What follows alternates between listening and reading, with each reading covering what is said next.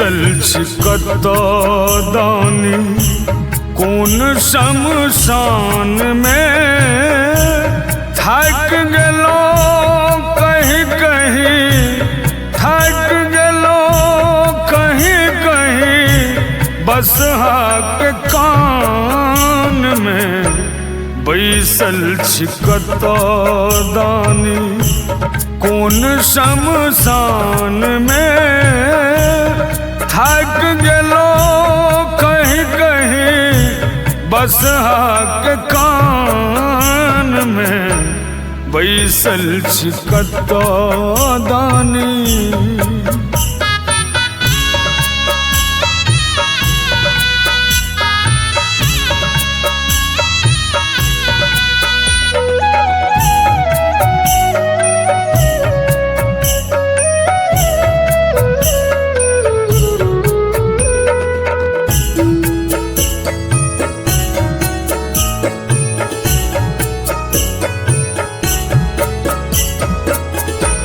हे ओ दिगंबर दानी कियक रूसल छी, हमर दशा देखी चुप भ बैसल छी।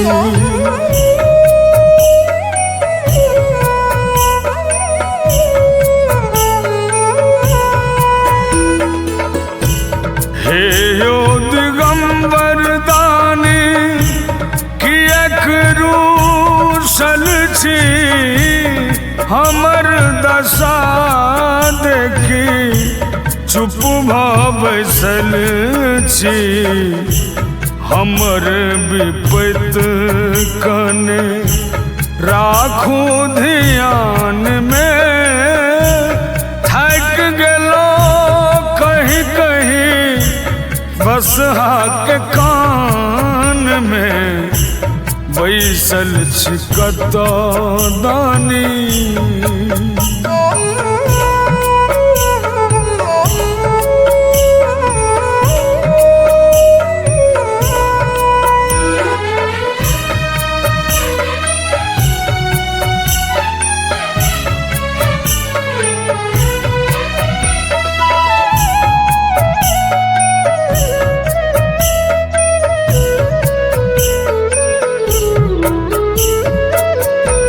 सहब कतेक दुख कहब कतेक यो, यो भोला बाबा कहू कोना करहब यो।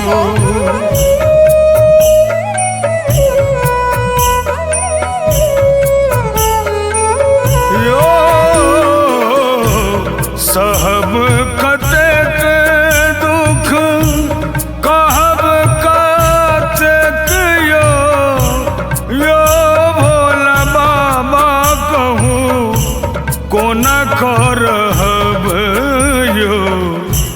धूनी रमौने अहाँ कोन मसान में, थक गेलो कहीं कहीं, बस हाक कान में बैसल छिकत दानी कोन शमशान में, थक गेलो कहीं कहीं, थक गेलो कहीं कहीं, बस हाक कान में बैसल छिकत दानी कोन शमशान में, थक गेलो कहीं कहीं, बस हाक कान में बैसल छिकत